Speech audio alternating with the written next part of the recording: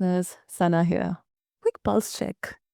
If your calendar looks like a game of Tetris and your brain feels like 3750 tabs open, same. Well, today's episode is for the high performers who are scaling, building, leading, parenting, shipping, selling, doing the most, but then secretly also thinking, if this grows any faster, I might actually snap.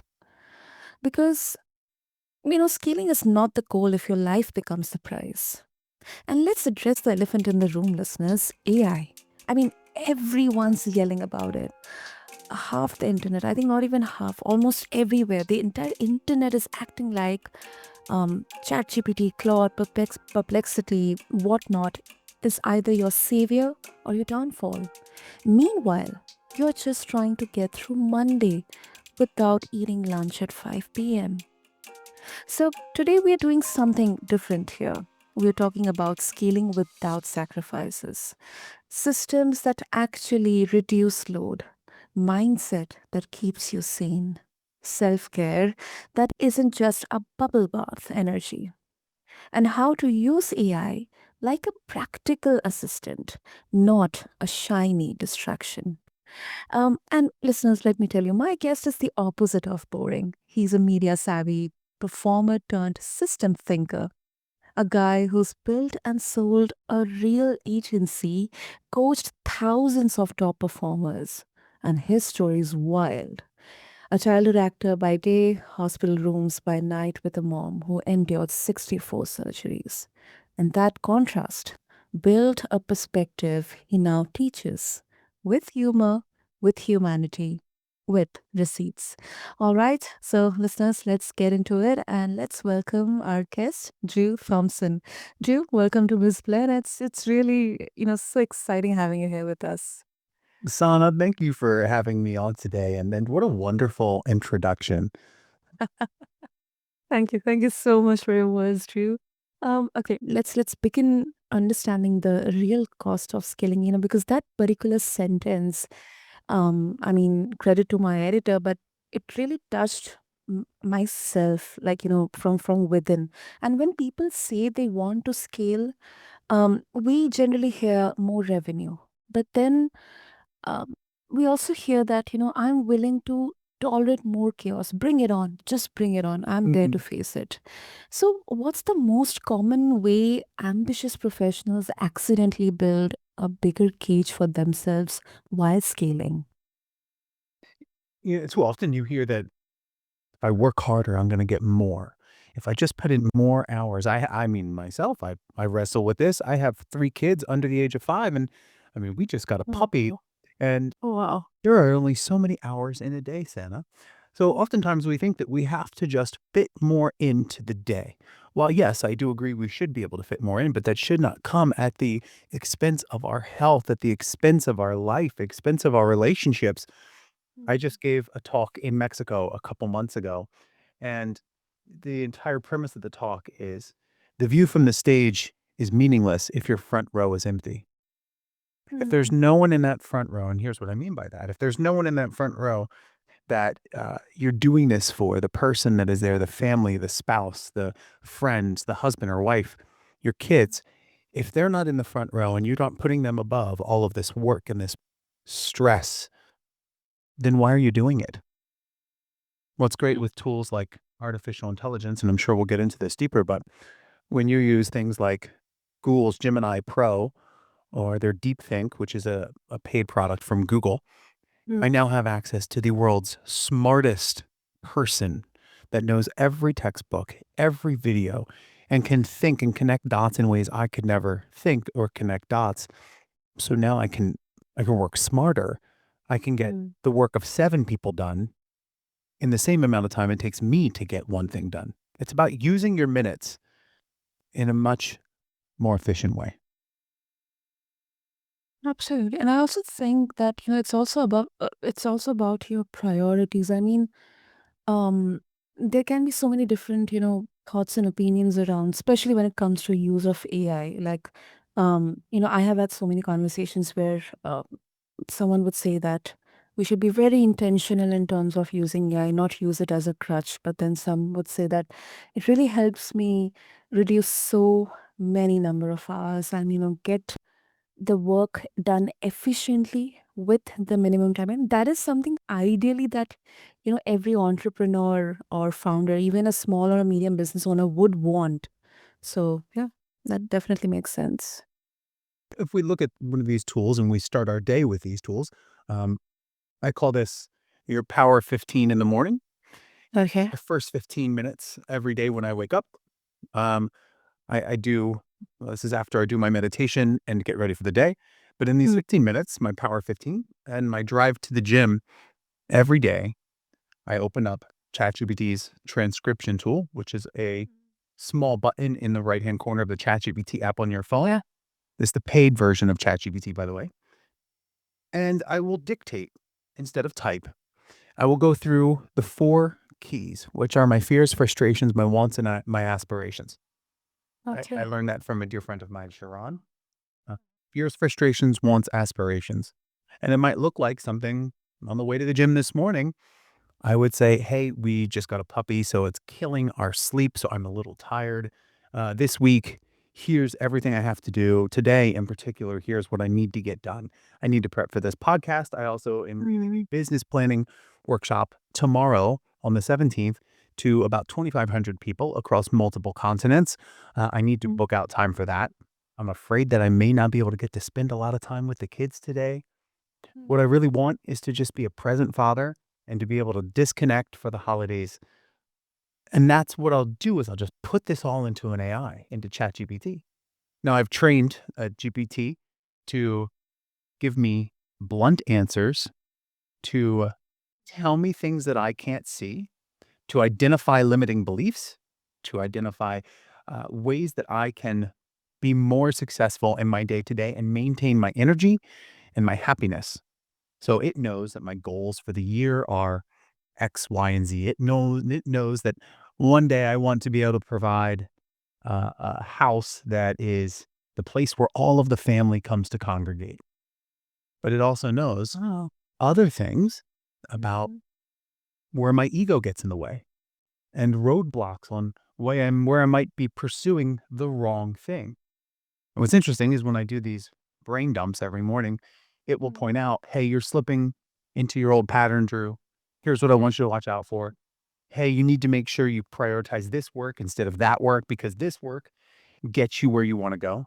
That work is really just vanity. And then it asks thought provoking questions. So, if we use AI in this way, you're now maximizing every minute that you have. Wow, that is wild. That is actually wild. And it's like, the old kind of a mentor or maybe someone who is like a guide for you in the backdrop, always kind of, guiding you, giving you hard stops, maybe sometimes signals that you have to pause, you have to rethink, you have to recalibrate. So you have to do course correction. And one thing that I really loved is, how you have set the tone here. Like, give me, which is something which is unbiased. Be blunt, straightforward, respectfully, but unbiased. And I think that is something we can absolutely take advantage of, especially when we are kind of customizing GPTs for us, setting the tone, what kind of inputs we are giving, or the commands or the prompts we are giving. The prompts are the most important part here. And Right. you could sit here and say, hey, let's figure out a perfect way to prompt. But there really is not a perfect way to prompt. Mm. You could say there's things like goal, role, task, goal. RTG is one where I give you a role. There is a task. And then what's the goal of all of this together? Mm-hmm. There are ways to say, hey, we can do longer form prompting. We could spend so much time talking about it, but I would love for your listeners and I'd love for you, like, if you just go into one of these tools and you say, hey, I don't know what I'm doing. Can you help me create a prompt to accomplish this output? And then you got to add this one thing at the end. You got to say something like, my job depends on getting this right.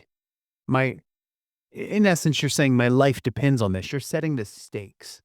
And in doing so, the AI understands the gravity of its output. It understands what it has to give back to you. And it's going to be more specific. It's going to reduce its hallucinations, but it's Mm. going to give you whatever you need. I think you do that to create a prompt. Yep. Yep.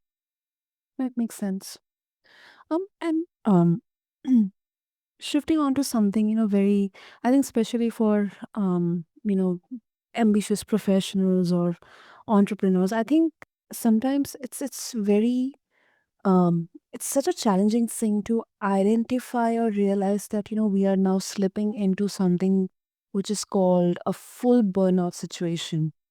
Um, so, and I mean, multiple times there have been conversations, but still, somehow, I don't know whether it's our brain or the limiting beliefs or the old patterns that kind of give us the signal that no, if you pause, if you stop, this is going to harm your career, it's going to be detrimental, so no need to pause. It's just a phase and it will go on, it will go away.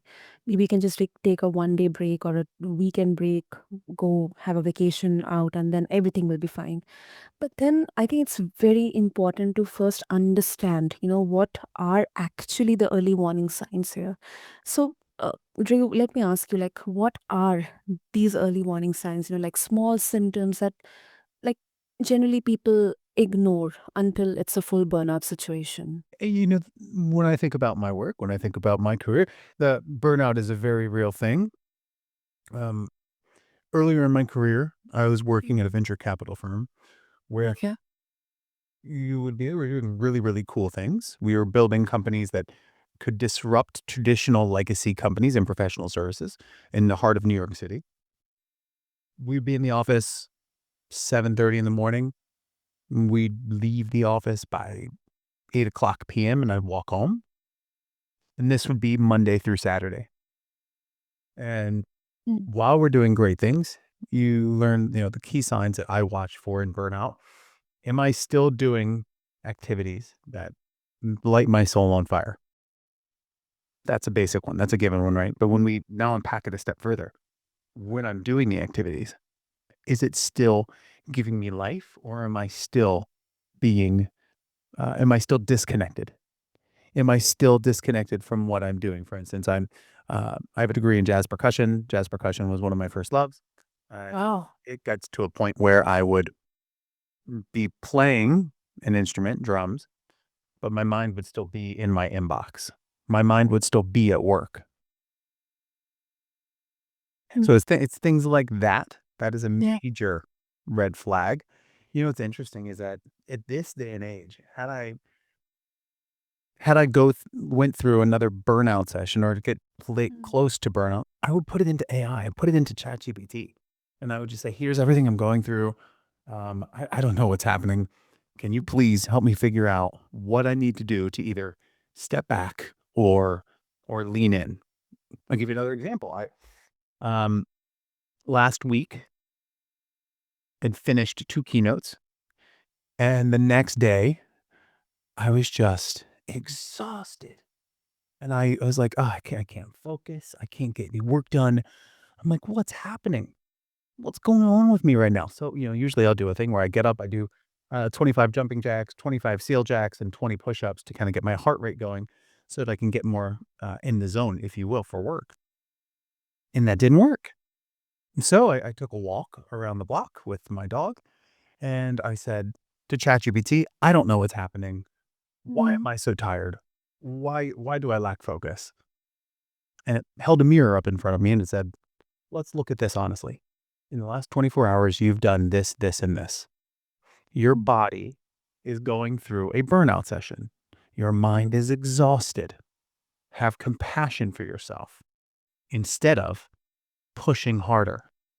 And then it suggested, "Why don't you try this guided breathing? Why don't you try closing your eyes for 20 minutes?" And I did.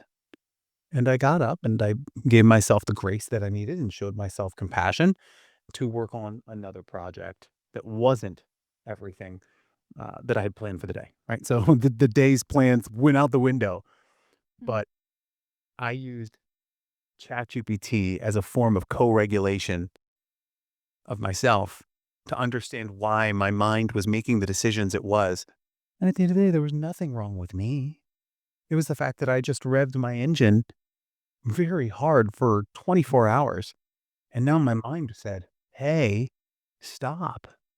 I would have never caught that signal and I would have continued down the spiral of self judgment and self loathing, for lack of better words, had I not had Mhm. something like a tool, an AI tool. And I think that is so fascinating that, they say our society and the world, less than 10% of our population is using generative AI. Yeah. Can you imagine from a mental health perspective? I'm not advocating not Mhm. seeing a therapist. I'm not advocating this being your only mental health tool.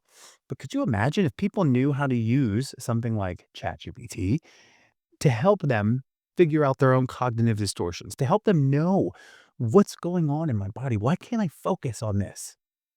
And then all of a sudden, an AI comes in and says, well, that's because you had waffles with bacon and sugar for breakfast, and you're going through a massive sugar crash right now. I can see it in Mm. your biometric data. Take a second. Here's what you need to do. So it's like introducing self-love almost in the age of robotics. Mm.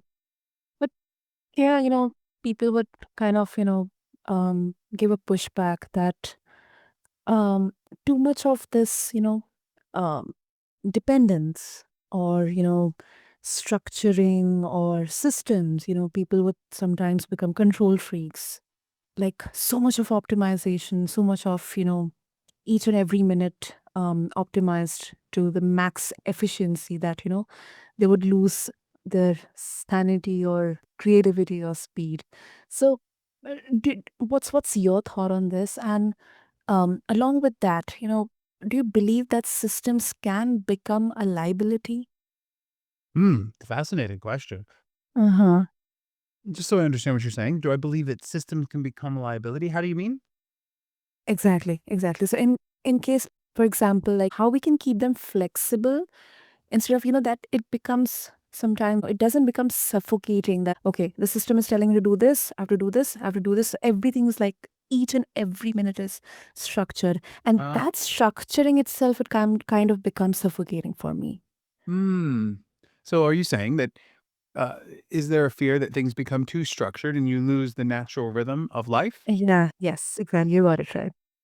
Yes, absolutely. I think that, from a entrepreneurial perspective, Mm-hmm. think having this type of structure, uh, having the ability to use an AI to figure out my day, where are my strengths, where's my lane of genius, and how do I apply that to my day? Where's the one place I feel like I am in the zone, and how do I apply that to every minute of my day? I think that's fantastic. I have a f a rule in my household, and I try to uphold it. I'm not the Mm-hmm. best, but it is a rule where there are certain days and times when our devices, our cell phones, stay in our office, where the kids aren't allowed to use their iPads, where we don't have YouTube going, and we have a deck of cards that we carry with us when we travel, even out to go to restaurants and still in the house, and it's just thought-provoking questions, right? For instance, I might ask my 5-year-old son, I might say, "Hey, what's one memory you really loved this year?" Mm-hmm. Yeah, and I think the coolest part about it is we use these questions or, "Hey, what's one superpower you'd love to have?" It gives us Yeah. a way to connect with each other. Connect, yes. Yeah, this has got me thinking to undergraduate where I was a jazz musician. If you know anything about jazz music versus classical music, Uh-huh. the two are very different from each other. Very different, yeah. Whereas classical music, you have a whole note. A whole note Mhm. equals 4 beats or whatever the time signature is. Uh, Mhm. in jazz, a whole note may equal 4 beats or whatever the time signature is, but it's at the discretion of the artist to say, "I wanna make this go for 6 beats in a 4/4 signature." Mm. That type of fluidity is what we need throughout every single day. I think there are times when we should be looking at if you're in professional services, if you're working as an accountant, if you're working as an analyst in data, that you may need to take more of a classical musician approach where 1 + 1 = 2 or a whole note equals 4 counts. But can you give yourself the fluidity and the freedom to say, like a jazz musician, I might do this a little different. Yeah. And having these systems can give you that ability. Having these systems give you the ability to go into a chat GPT or a Gemini or a Claude and say, hey, this is the way it's usually done. How can we do this different? For instance, this is the way we usually write a brief for our ad agency, or this is the way we usually write a year-end report, or this is the way we usually solve a product. Here we go. This is how we usually solve a product rollout, which is taking a product to market. Instead of doing it traditionally, can we look at this from the lens of someone completely outside our industry? How would someone who is an elementary school teacher with a doctorate in psychology, how would they launch this product? Hmm. So you're giving yourself this chance to paint with a different color, to explore and to see lines of sight you've never seen. Yep. Yeah. Structured chaos and the Yes. freedom to have creativity and the Yeah. human connection. And I really loved how you kind of created this parallel between the fluidity when it comes to systems or processes and jazz, because there are so many ways from where we can seek inspiration, whether it's parenting or music or art, nature. So I really loved how you framed it. I mean, there's so many inspirations, right? That Yeah. you don't have to take one structured path forward. There are endless paths. And the ability to see the world and then to tell an AI what you see. Well, now anything that enters your eyes or your senses, you can now create any imagination, anything that comes in your imagination, anything that is an imaginative thought about what could be, it can be now through these tools. The people who I believe will really succeed in the next decade, the next 12 months, the ones that say, I have an idea. I wonder if it could come to life. I'm stuck right now working a job for a corporation, and I've always wanted to come up with an idea of how I can efficiently spend more time walking dogs because that's what I love to do. I Definitely. wonder how would I do it better? How could I create a scenario where I'm the only one in my market that is a dog walker that does X, Y, or Z? I'm the only one. Well, now you can. You sit with something like Gemini or ChatGPT and just say, hey, here's my idea. As a matter of fact, I have an entire prompt structure that walks you through putting in your business idea. And then it tells you if it's a good idea. It tells you who the audience could be, how to market to them. Well, if that's the case, now I have the idea. The idea goes out into the world because I'm going to create this dog walking app. I'm going to use Replit. I'm going to vibe code an app that I can then put out to market. This was not possible last year. And this is right now, Sana, the craziest part is everything we're doing with AI. It is the dumbest AI you will ever see in your lifetime. Oh, it will become more and more smarter. Uh huh. Mm. Which is absolutely bonkers to think of. Exactly. Exactly. It's kind of the sci-fi concept that every kid would think in childhood. Yeah, it's like we're living in a movie. Yeah, we are. We are.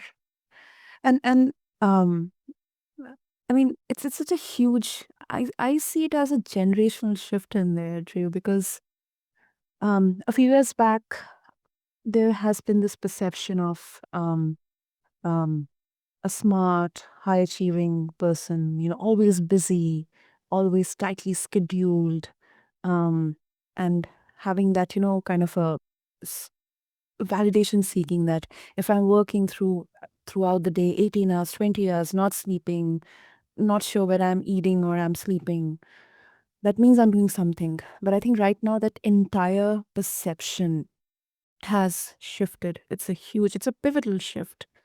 And I think tech has a huge role in that shift. I do too. It's you can do so much more now. You can do so much more with the tools that are available. Yeah. It'll change your life. It'll change the lives of those people that you care about around you. I would play with these tools. That's how you get used to them. That's how you learn what they're fully capable of. Can I use ChatGPT or can I use Higgsfield.ai to create something? Can I use it to take a picture of me and my late mother, who passed away a while ago, and animate a video of us at Christmas with my kids? Yes, I can do that. Mm. It's just absolutely amazing everything that you can do. Yeah.